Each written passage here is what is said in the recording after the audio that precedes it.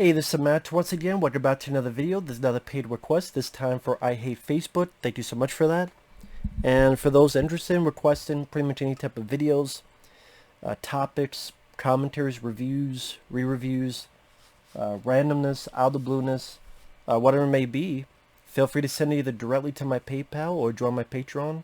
Both links are down below in the info box below the video. Now, the title itself tells you when this came out. Dracula 2000, which is a film I might have seen once a long time ago. And I did not remember much, and I can see why.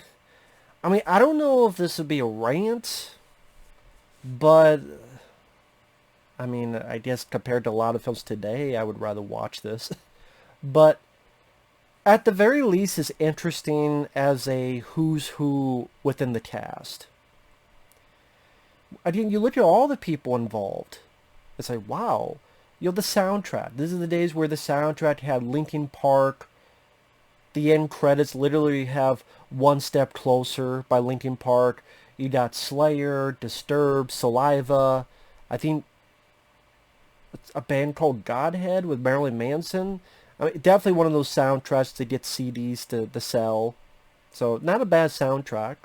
And the director is Patrick Lussier. This is a guy who would go on to direct My Bloody Valentine 3D. He would go on to direct 3D with Nicolas Cage.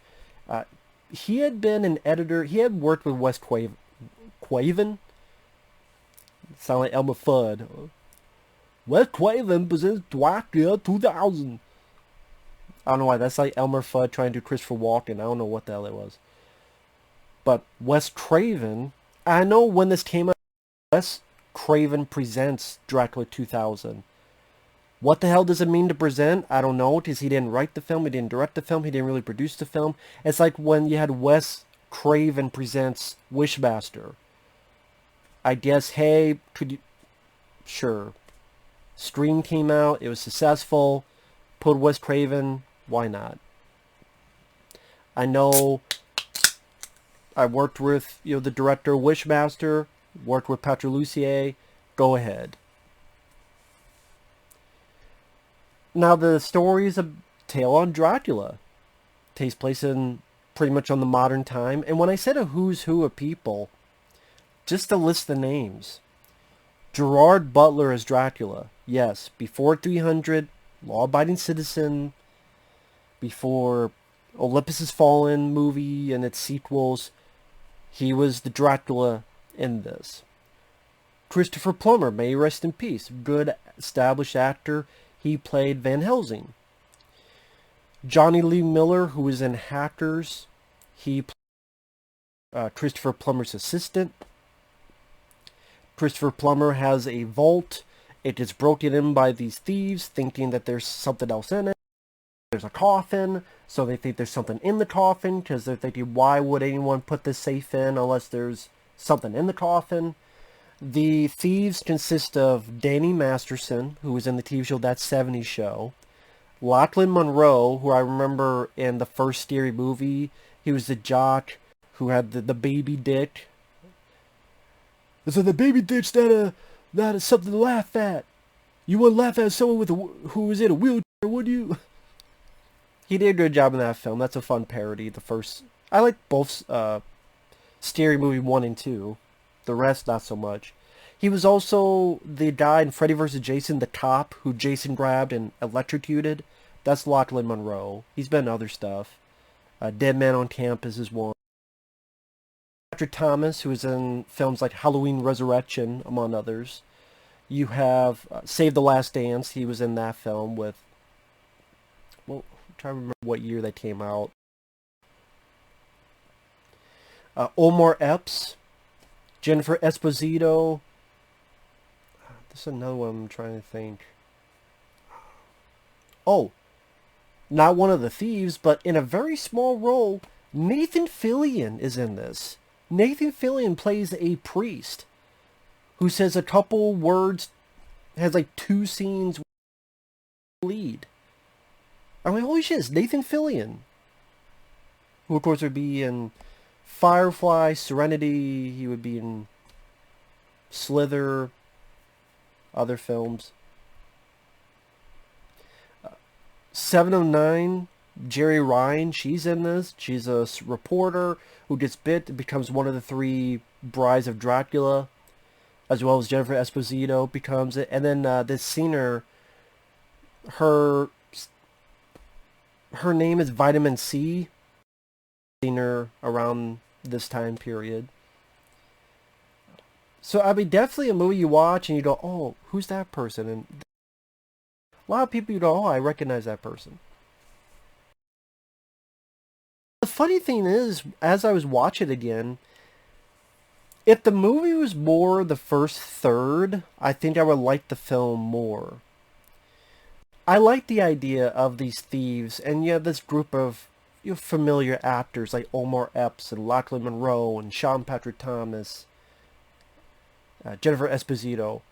And they use this stuff, like they knock out the guards. Omar Epps has this weird thing that seems like being a Batman movie.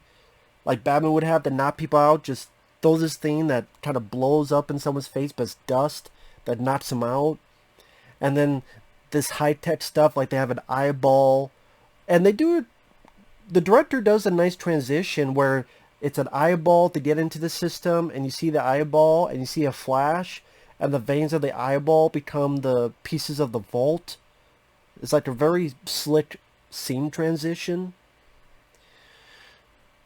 And like they use a type of recording device of Christopher Plummer's voice to get into the vault. And it's a vault that has like a cave system, almost like it was Batman's vault, with skulls and shit.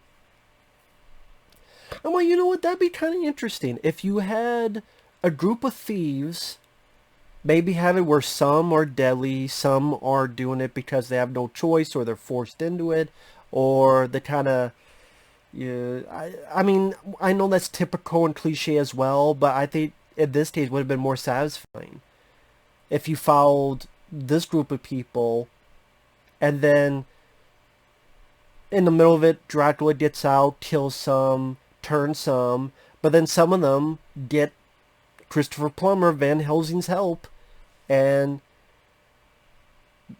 either the criminals use their expertise or people they know, other devices they could get,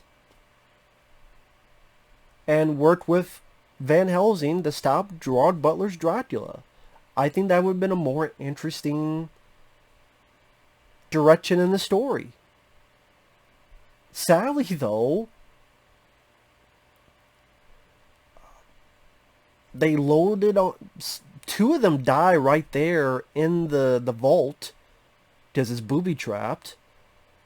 And then the rest of them pretty much die within the first 30 minutes. Because they put it on a plane and Dracula gets out, kills most of them on the plane, or turns them, I should say. And I just, in retrospect, there's a lot of different choices you could have made. But I guess hindsight is 20/20, as they call it. Like Nathan Fillion. In hindsight, I'm like, I don't mind Jonny Lee Miller. I didn't mind him in Hackers. But man, you got Nathan Fillion in a nothing role. Imagine Nathan Fillion as the lead. Imagine Nathan Fillion as the assistant to Van Helsing. That would have been a lot better. It's funny, like, they cast people, I'm like, so they look at Nathan Fillion and they go, you know what? Nah, not for the lead. Just for this guy who has like 4 lines of dialogue, has like 2 scenes, plays a priest, Father David. I'm like, really? Why wouldn't he be the lead? Or even Omar Epps. Have him be the assistant. Or, I mean, Jonny Lee Miller's okay, but I'm like, I see all these other actors. I'm like, even, Lachlan Monroe, or I said Omar Epps, Sean Patrick Thomas. There's other people that would be better. And then it goes to this female lead, because after Dracula gets out, he wants to find this lady. I forget the lady's name. You find out she is Van Helsing's daughter. Just the backstory in this, you find out Christopher Plummer is not really the grandson of the original Van Helsing. He is the actual Van Helsing. The reason he's been able to live so long is taking a bit of Dracula's blood. He uses leeches. on like a, I don't know, daily, weekly basis so that he doesn't succumb to the hunger, but he still is able to age a lot slower. He had a daughter. The daughter has Dracula's blood. Which is funny, she has Dracula's blood, but none of his weaknesses. Not the crosses, not to sunlight. So I don't know how that works. She's got Dracula's blood. I guess technically so does Van Helsing, but again, like he uses leeches. She doesn't use anything though. So I guess it's maybe it's the blade. I don't know. Maybe it's the blade factor. Could be the blade factor. Okay. Oh, and the reason Van Helsing did this is because he wanted to find a way to kill Dracula, and he never found a way, so then he locked him up in a coffin in a safe. Which I find really strange that Van Helsing, within what, 100 years? Because he caught the guy like 18-something, I think, or 19-something. It's been 100 years.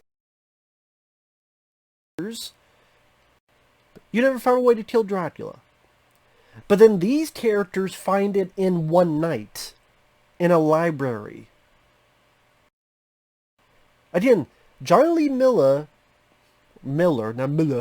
Jonny Lee Miller and Van Helsing's daughter find how to kill the vampire, find how to kill Dracula, I should say, in one night.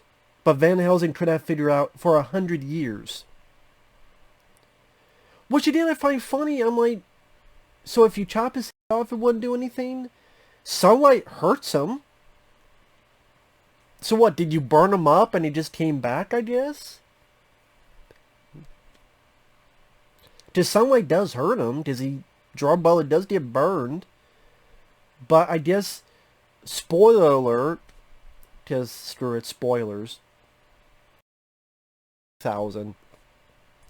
You wanna know how you kill Dracula? You hang him. You just hang him.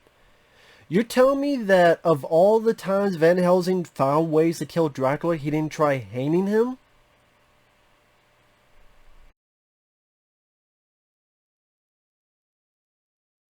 You would try everything, including, I don't know, ripping his toenails out, sticking a fucking butt plug up his keister, I don't know, acid, spit, STDs, anything and everything with 100 years to try?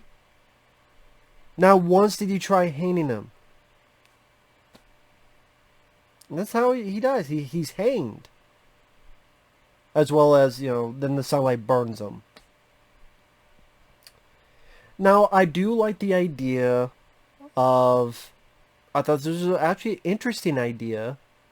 That the reason Dracula doesn't like crosses, the reason Dracula doesn't like holy relics, is because he was Judas.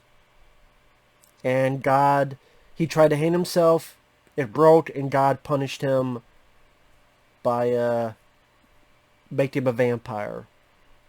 Although, in retrospect, that was a stupid idea, because good job, God. You just have him killed a bunch of innocent people. You could just let him die and go to hell. But you turned him to a vampire where he went and killed a bunch of innocent people. So, in a way, I don't think the makers thought that through. You kind of made God a dick. Good job, God. You're a dick.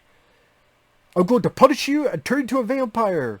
Oh shit, you killed like 200 people throughout all these years because you're immortal. And you... Maybe it wasn't the greatest idea. Not really much of a punishment.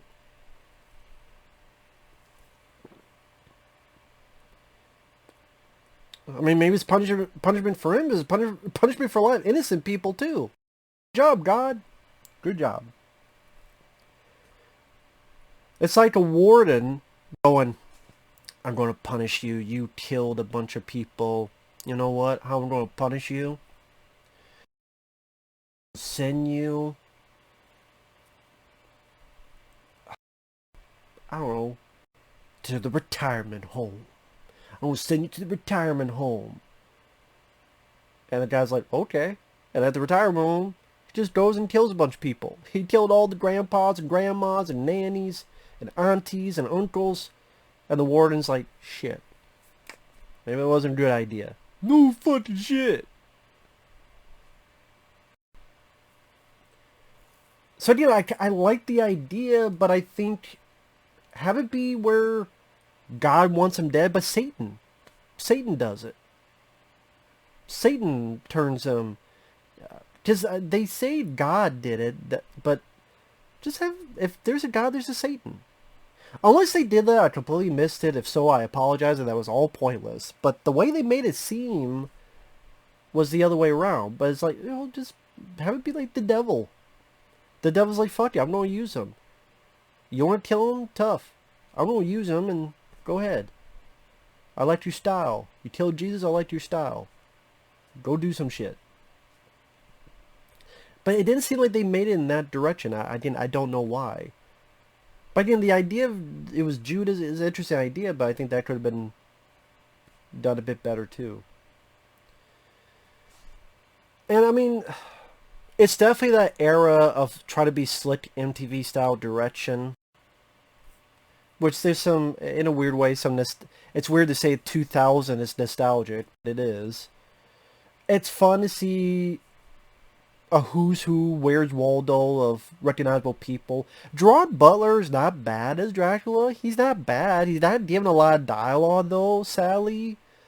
Because I do like Gerard Butler. I liked him in Gamer. I liked him in 300. I liked him in Olympus Has Fallen. I liked him in Law Abiding Citizen. Law Abiding Citizen is a really good movie. He gives a solid performance in that. I'm like, wow.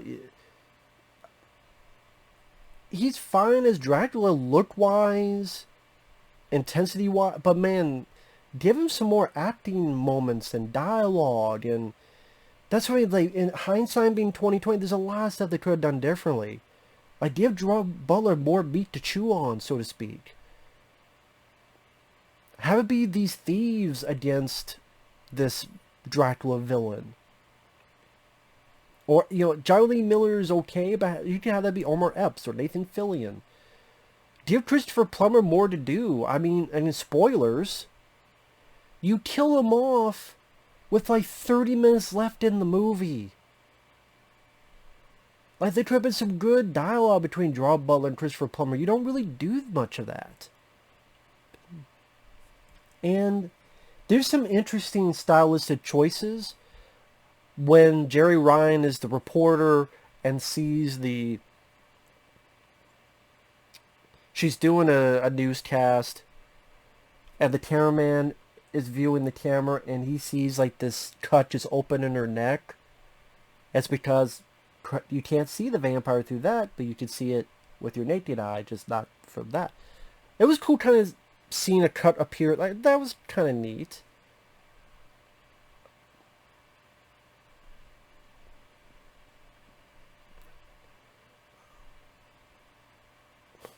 But again, on the flip side, the female lead is one of the worst parts of the film. And I know it's almost 20 minutes, I haven't gotten to her because I just saved the worst part for last. She hurt this film quite a bit, I'm sorry. She's the lead character is the least interesting part of the film. The girl that plays Van Helsing's daughter. And even the character, her scenes just come off as slow, boring, tedious, and just don't care. The acting, I wasn't really big enough. The character, there's really, oh my god, I see these visions. Oh my god, he wants me. Oh my god, I gotta talk to this priest. What am I supposed to do? I don't think I can fight him. Oh my god, it won't take forever looking in a room and find my dad's dead body, Christopher Plummer's dead body, under my bed. Took like 5 minutes to do it. I worked at Virgin Megastore. Do you know I worked at Virgin Megastore? There's like 85 references to Virgin Megastore. If you don't know what that is, it's a store back in the day of retail that sold movies, CDs. I miss stores like that. But it's like there's a Virgin Megastore signs. People wear Virgin Megastore t-shirts.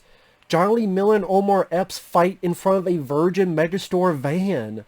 Jonny Lee Miller tries to talk to the Van Helsing's daughter in a Virgin Megastore. There's another piece that she sees a vision in her job at a Virgin Megastore.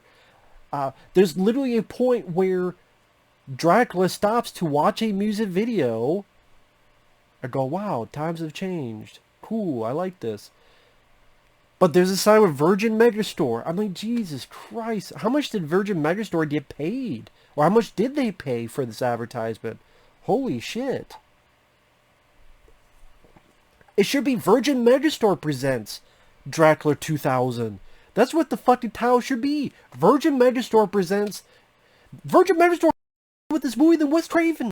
So it'd make more sense if it was Virgin Megastore presents Dracula 2000. I guess this is a rant. I just won't tolerate a rant. I will be honest. Sometimes I do that. Because I do wonder... I think sometimes people just look at the title and they don't watch the video. But this way, if people... I know people actually watch the video. There are a lot of people that watch the videos. I really do appreciate it. And just once in a while, I'm like, I wonder... Let me just say... And if someone goes, wow, glad this wasn't a rant, then I know they didn't watch the video.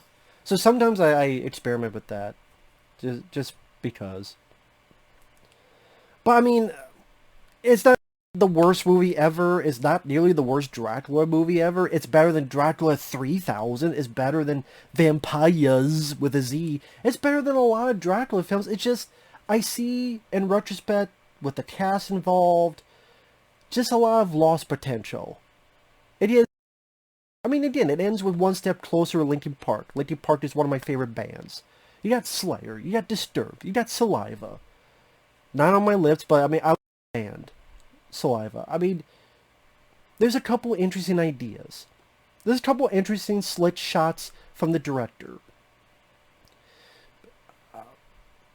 It goes at a decent enough pace, at least first third. But again, when it's more about the lead vampire... when more about Van Helsing's daughter, who's Dracula wants to turn her into a vampire and wants her.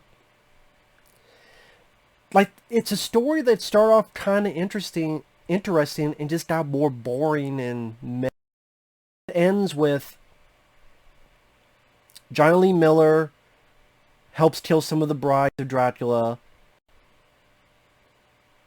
Van Helsing's daughter and Dracula go into almost a Matrix type of fight, doing these almost like Matrix type of kicks, because it was 2000. The Matrix just came out in 1999 on a rooftop. And then I like the idea of Dracula being hanged with this neon cross, and it breaks up and you see sparks and he's being hanged there. And then he gets burned, and it looks like practical effect of the burn. It's a nice visual. But then I stop and I go, wait a minute, you're telling me Van Helsing couldn't figure this out in 100 years, but they figure out in 10 minutes at a library? Wow, Van Helsing sucked in this. He fucking sucked. Christopher Plummer acting was good, but the character sucked. Wait, then about Van Helsing kind of... Not even kind of, he sucks. He's an idiot. He's an idiot. 100 years, you can't figure out that the way to kill Dracula is to hang him. Like, fucking hell, man.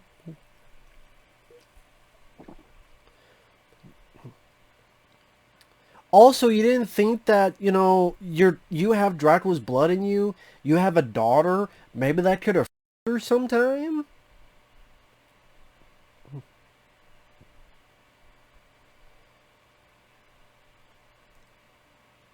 I mean, even if it's like maybe Van Helsing, like father-daughter trying to hunt Dracula. Or, you know what, you didn't even need the daughter character. You could just have the thieves, modern time. Van Helsing is a man of old school, old style, mesh of old and new. Some of the criminals who are more decent people, you know, they don't want to hurt anybody. They did this because, you know, I don't know, grew up, they have no money. They want to get their kids back, whatever backstory you want to employ. And I would have been fine if it was like Omar Epps and Jennifer Esposito working with Van Helsing. Or did Nathan Fillion. Or I just...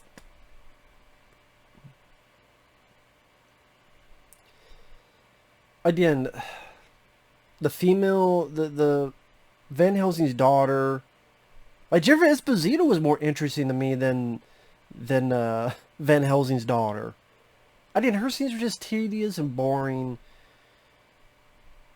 There's a couple decent kill scenes. Like I said, there's a couple decent ideas. At times they shoot the vampires with this crossbow with these silver bolts in it. Omar Epps, spoiler alert, spoilers. Jonny Lee Miller and Omar Epps are fighting, and he cuts Omar Epps' head off, and the head lands into a dumpster. That's kind of a fun moment. And Gerard Butler's interesting. This doesn't have a lot dialogue to really bite into, pun intended. Oh, definitely. I'm not kidding. Virgin Megastore presents Dracula 2000.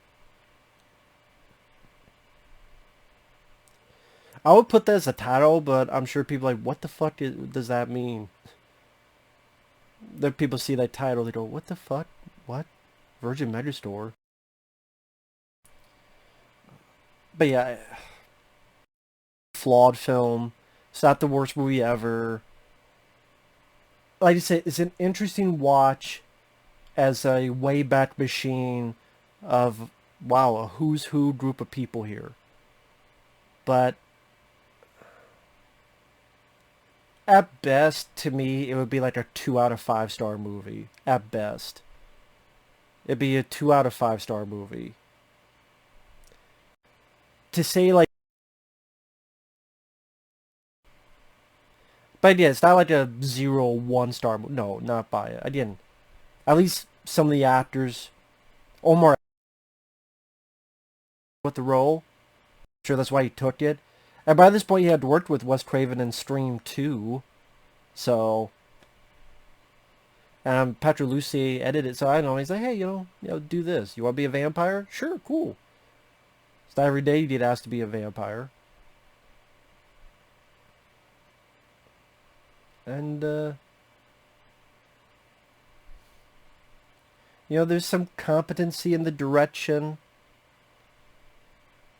And, I don't mind My Bloody Valentine 3D. I don't mind Drive Angry.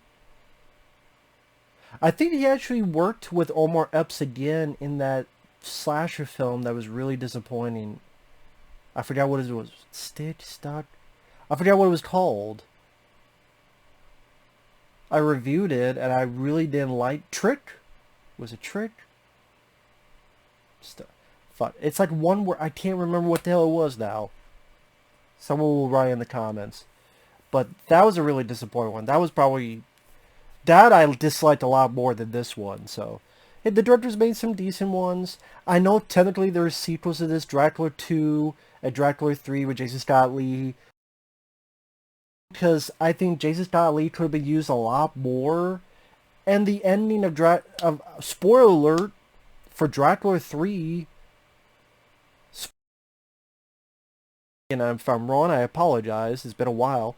Jason Scott Lee pretty much becomes the new, like, Dracula, new vampire, new bad guy, and I'm like, that's what this was for? You did this bat-to-bat movie to... And Jason Scott Lee is underused, or, like, underused to what he's capable of. I actually like this more than the sequels, I'll say that. Because at least this had an ending, and the ending didn't piss me off or anything. Unlike those. So, and you can tell it had a little bit of a budget. Like I said, there's a slickness to the direction. It's from, I believe, Dimension. That's when they were trying to release a lot of this type of film at the time. Where, they try to really release Hellraiser movies, and Hellraiser 4, Inferno, and then the Hellraiser sequels. You had A couple years later, Cursed, which that was a clusterfuck.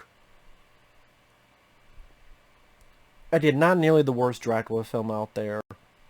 I just see wasted potential. So with that said, thanks for watching. Take care. We'll see you guys later. Bye-bye.